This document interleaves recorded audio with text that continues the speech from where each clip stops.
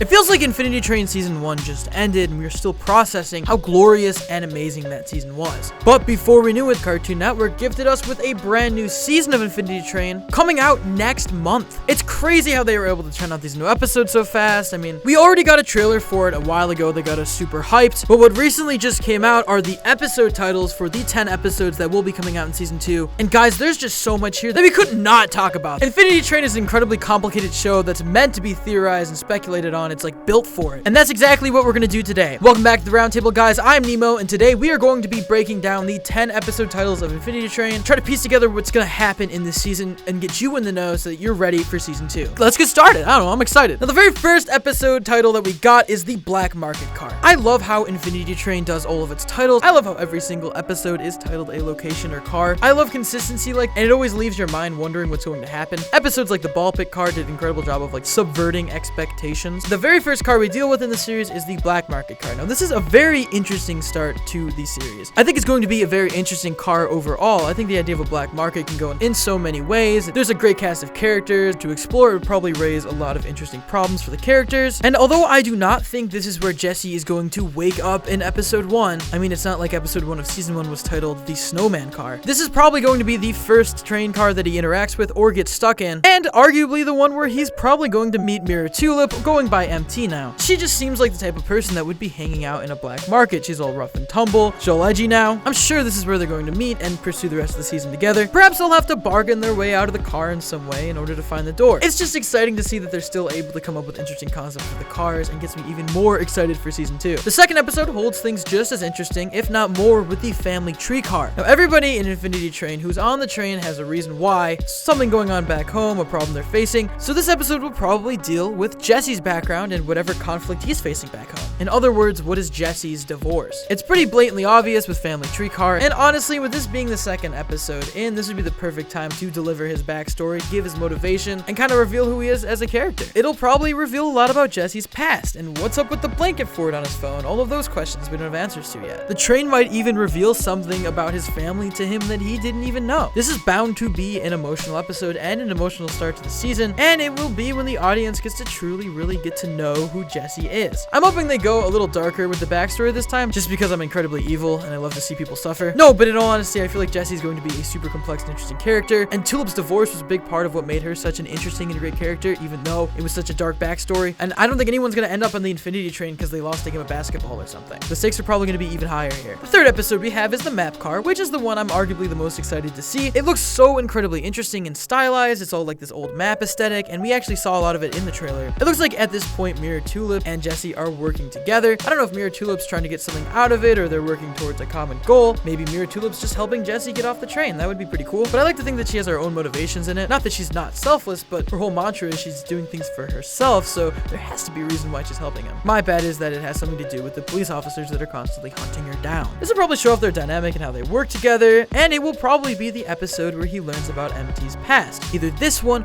or the next episode. And it all has to do with this boat compass thing that we see. It gets split off in the water here and later shows up again as the mirror police actually climb up it and chase after them. This is super interesting to note because the car around it no longer looks like the map car. It looks like they almost got out of it, but obviously this is still from that episode. I don't know if they found a way to carry it off of that train or needed it, or maybe got transported somehow, but either way, either this episode or the next episode will probably be when Jesse learns about MT's past. The next episode is the Toad car. Now, this is the one I know the least about, besides the fact that it'll probably be the episode where MT's past is revealed. This is most likely going to be just a fun episode. There's a chance it could be like a ball pit car situation where it gets actually super dark, but I also like the idea of it just being a Toad car, like a simple adventure that they solve in like this episode. The next episode is the Parasite car. Now, I can't even wrap my head around how this one is going to work. I think it's definitely going to be my favorite car. Just the name alone raises so many questions. Is it a car full of parasites? Is it a parasite itself? Perhaps it has something to do in relation to the train itself. Maybe this train is eating other train cars like a parasite. I know that sounds stupid, but hey, we're looking at all options here. I think in all honesty, this is going to have to do a lot with the deer that they find.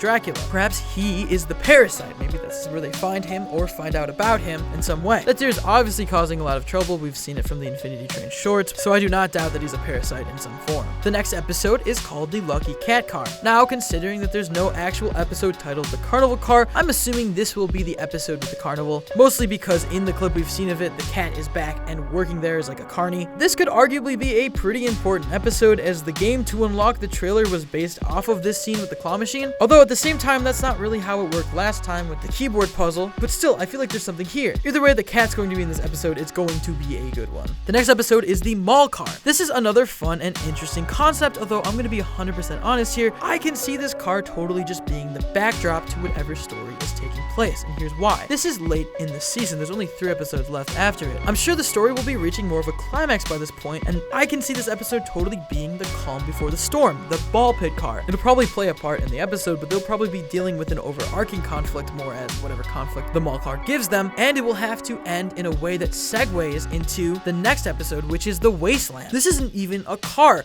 Yes! Proof that they will most definitely be leaving the cars this season. This is like undeniable evidence, I'm pretty sure. We will finally get to take a look at this weird desert wasteland storm that's surrounding the train that is constantly tunneling through. We got like 0 explanation last season, and that was fine, but I want some answers now. I'm kind of sick of it. We can get some more info on exactly where the train is, and I can totally see this being a huge lore world building episode, one that Infinity Train desperately needs and that we all desperately want to see. Something will happen inevitably, I'm sure, that will get Jesse and maybe even Mirror Tulip off the train. Maybe he's done with the train and decides to do kind of what Tulip did and run off it, but maybe he makes it farther than Tulip did. The wastelands are utterly terrifying, and the weirdest backdrop they could have for the train, which is why I love it. I just want any answers on it at all, and I'm pretty excited. But at this point, this season has reached its most interesting climax. These last 3 episode titles give me the most hyped I've ever been for 3 episodes of Infinity Train. It starts with the wastelands. The next episode is the tape car.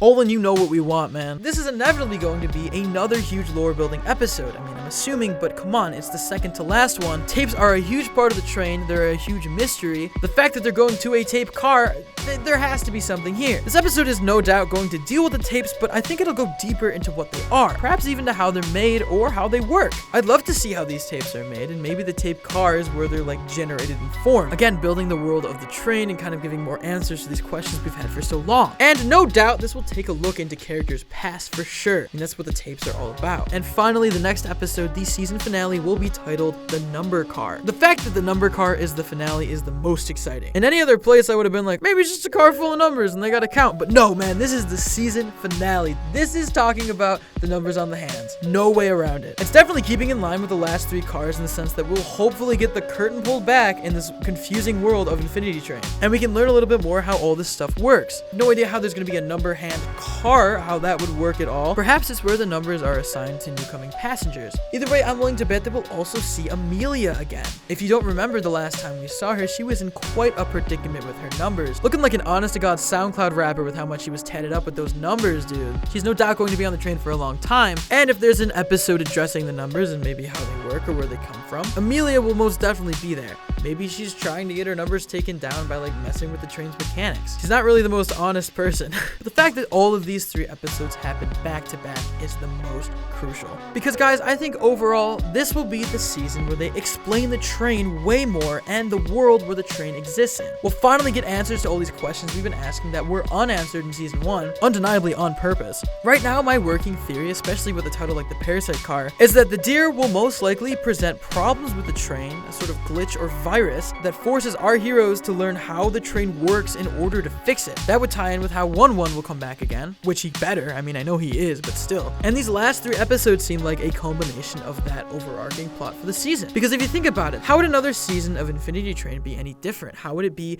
any more exciting or mysterious if we kind of know a little bit about how the train works and how people get off? This could be the answer. The train itself is the mystery. The world itself is the mystery. The threat this season is not that there's somebody on the train that needs to get off, it's that the train itself is compromised, and this kid who's just passing through needs to team up with a lot of other mainstays on the train to figure out how to fix it so that the train can keep running. And other than those 3 episodes, the previous 7 all sound and look like some of the most interesting cars we've seen yet, and I'm very excited for it. There is no doubt in my mind, especially with how back-to-back they were, that this season of Infinity Train is going to be just as stellar, if not even more, than season 1. I can see myself not only being happy with this season, but also impressed by it and surprised by it in so many different ways that I'm just excited for it to come out. And these episode titles are just getting me more hyped than I already was. So at the end of the day, I want to know what you guys think about all of this. Do you think our predictions are going to be true? What do you think about these episode titles? Are you excited by any of them? What's your favorite? What's your least favorite? Let us know in those comments down below, or tweet to us at Roundtable Vids or me at CabooseJr. If you want to consider helping out the Roundtable, you can become a member of the channel or support us on Patreon to get exclusive access to scripts and avatars. As always, if you enjoyed this video,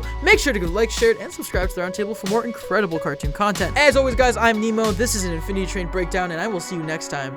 Peace.